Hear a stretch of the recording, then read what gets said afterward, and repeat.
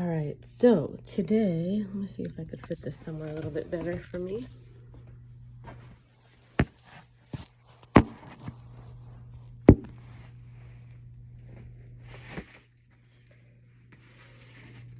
Okay, so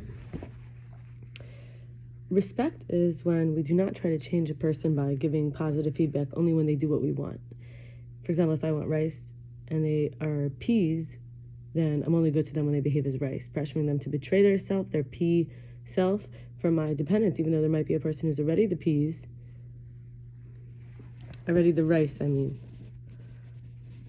or like basically there might be someone who's already the rice, or I might be the peas to, someone who wants rice, right? So taking an honest look at attachment to outcome.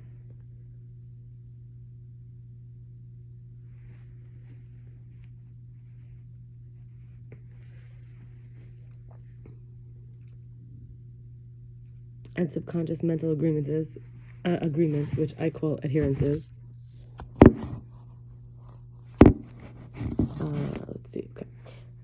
Is required when it comes to adjusting them or attempting to alter their nature. Respect includes also accepting and allowing the person to be what and how they are on their own. Instead of criticizing, discouraging, condemning, accusing, arguing, degrading, comparing, etc., we pay attention and learn what they are like by watching their choices and get to know them for who they actually are. In other words, we don't ask them to betray themselves for the short time that they'll be with us. We don't know what the future holds, even if we think, I want to marry them if they do this and this and this, or I would like to work with them if they do this and this, because at the end of the day, they have to live with themselves and they have to be true to themselves. So not having them back while looking out for someone better, while leaning on them. So in other words, you keep them hooked, or you stay hooked to them. Meanwhile, you're looking for someone better. You're like leaning on them until you find someone more suitable. That's basically,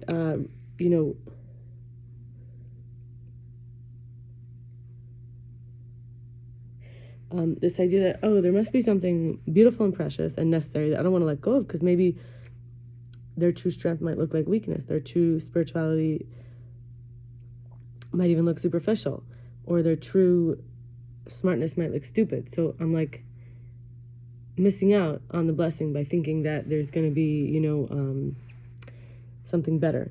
And also, respect is seeing just what's needed, not just what I offer. So there's sometimes a different love language that someone has than what my love language is, so which means that I might give what I would need instead of learning about the recipient. So respect is really letting someone else be themselves and sort of observation, learning about who they are, being curious.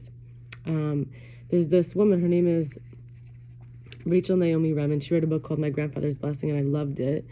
And she is a Jewish woman, but she talks about how in yoga they have different areas.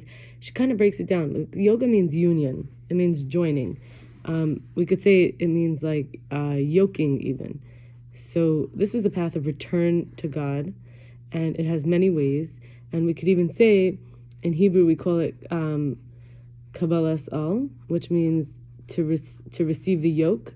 So this receiving of yoga, it's like so there's many different kinds.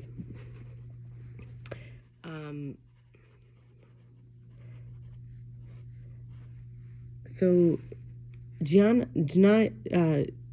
it's called like jnana or jnana. I'm not even good at saying it. Yoga is self-knowledge. And I also wanted to look on Wikipedia just to see if what she was saying was like what the consensus is in the basic English. So it's actually on Wikipedia. It's called Realization. Bhakti Yoga, meditation, which is loving devotion.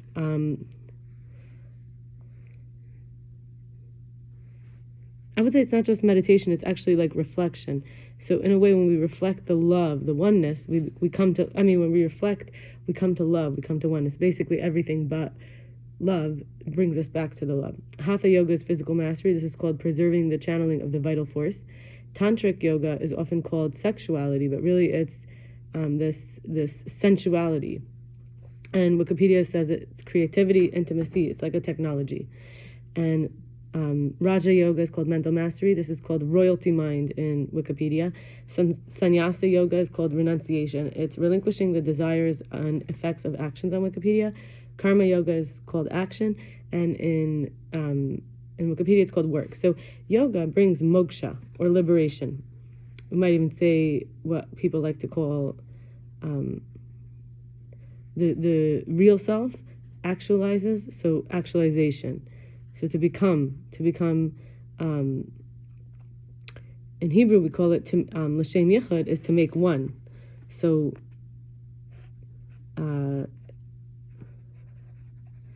in the name of oneness, like doing it for the sake of the whole, for the oneness. And there's also something called Kriya Yoga. Kriya means practice, which is basically a system of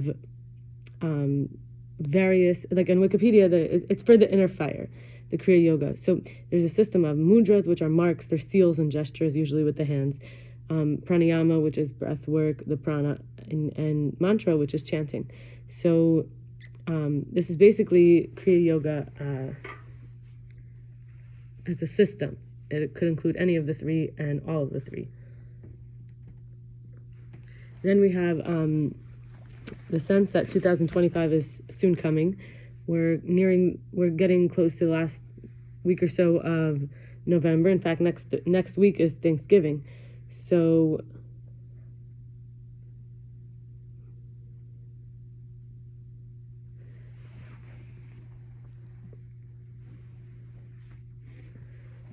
just stretching.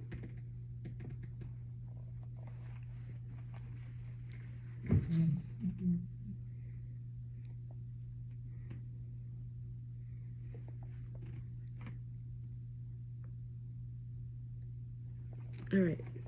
I guess I was supposed to stretch because in my stretch I saw it said United. I'm in the post office in a self-service place and it says United, talking about unity. So as we got to the end of this November, we realized there's only one more month till 2025. So I found my list, 3 things I was looking forward to for 2024. So this is about a year ago that I wrote it. That people keep blessing me to get married on an almost daily basis with the right shidduch, which means partner. And I really can believe that slowly but surely it can add up. Or maybe the real, really able blesser eventually will give me the blessing that will actually have the power force to cause it to happen.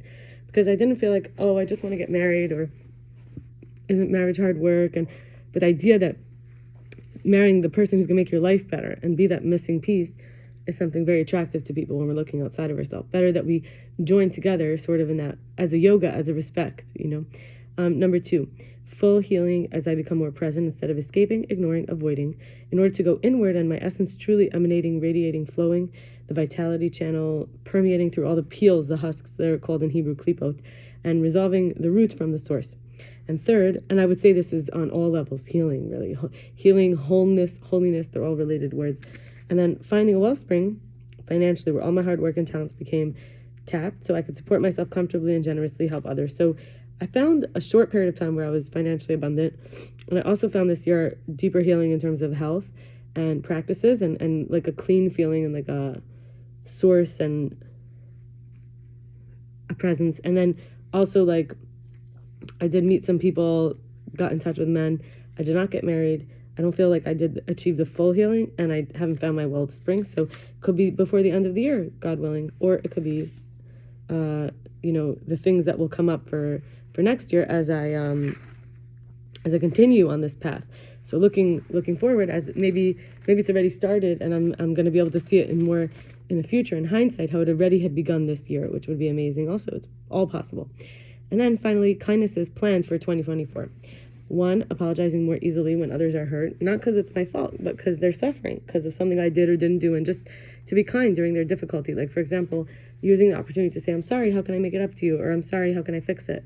What can I do? I didn't mean to hurt your feelings. Is there something I could do? I'm so sorry. As a practice, rather than like, oh, you took it wrong, or I didn't mean it. Or another thing is being gentle and patient, all-inclusive, just because someone's struggling. Like, not only the people I like when someone is doing or being the way I like, but even if I feel impatient, annoyed, hindered because of their issues, in those moments, getting that more intense, more potent, more core, gentle patience. Then being a better listener without agenda, totally working on that. sharing without counting numbers or prices, sometimes like basically giving the way I want to be given to. And I have worked on that, but there are times where I do feel like it's tight, and so I've had to give in a way that's like measured and calculated. And finally, giving my body happy moments where it safely gets to feel strong and free and joy.